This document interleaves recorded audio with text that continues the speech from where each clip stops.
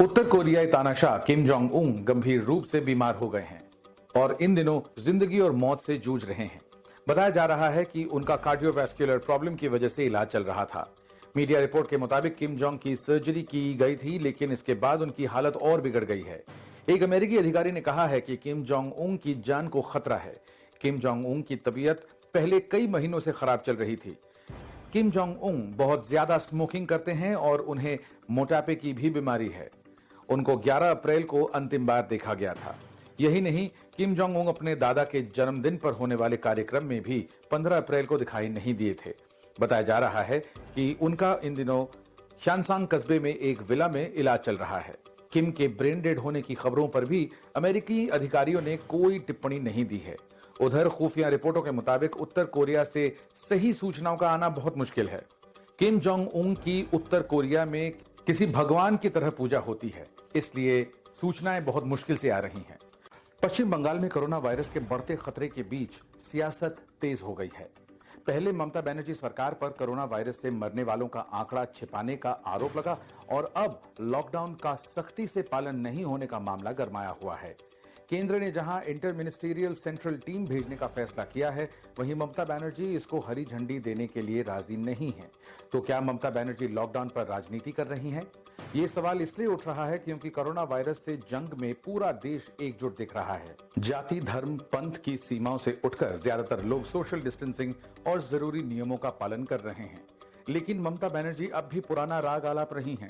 ममता ने कहा है कि वो केंद्रीय टीम की इजाजत नहीं दे पाएंगी क्योंकि ये संविधान के संघीय ढांचे के खिलाफ है।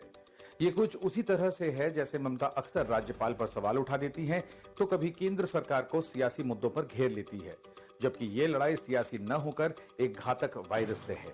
ऐसा वायरस जिसकी अभी तक न तो दवा है न कोई वैक्सीन।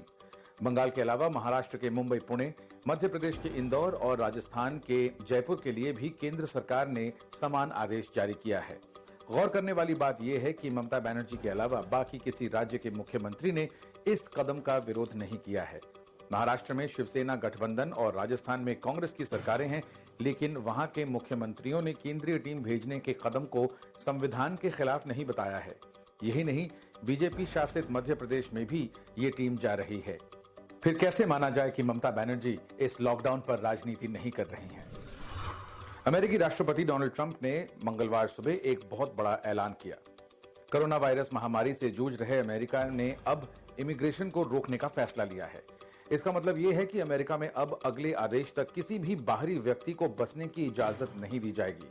डोनाल्ड ट्रंप ने इस बड़े फैसले का ऐलान अपने ट्विटर अकाउंट से किया।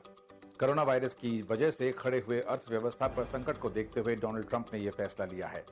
ट्रंप ने अपने ट्वीट में लिखा है कि अदृश्य दुश्मन के हमले की वजह से जो स्थिति पैदा हुई है, उसमें हमें हमारे महान अमेरिकी नागरिकों की नौकरी को बचाकर रखना है। इसी को देखते हुए मैं एक ऑर्डर पर साइन करने जा रहा हूं जो अमेरिका में बाहरी लोगों के बसने पर रोक लगा देगा। ट्रंप के इस फैसले के बाद से यह साफ हो गया है कि अब अगले आदेश तक कोई भी विदेशी नागरिक अमेरिका का नागरिक नहीं बन पाएगा और न ही इसके लिए अप्लाई कर पाएगा। दुनिया भर से लोग अमेरिका में नौकरी और बिजनेस के लिए जाते हैं, जो कि कुछ वक्त के बाद वहां पर सिटीजनशिप के लिए अप्लाई कर लेते हैं। लैटिन अमेरिका, यूरोप से बड़ी संख्या में लोग अमेरिका जाते हैं। इसके अलावा भारत समेत अन्य एशियाई देशों से भी इनकी संख्या में बढ़ोतरी आई है। लेकिन डोनाल्ड ट्रंप ने अब किसी भी तरह के इमिग्रेशन पर रोक लगा दी है। हालांकि ये रोक अभी अस्थायी रूप से लगाई गई।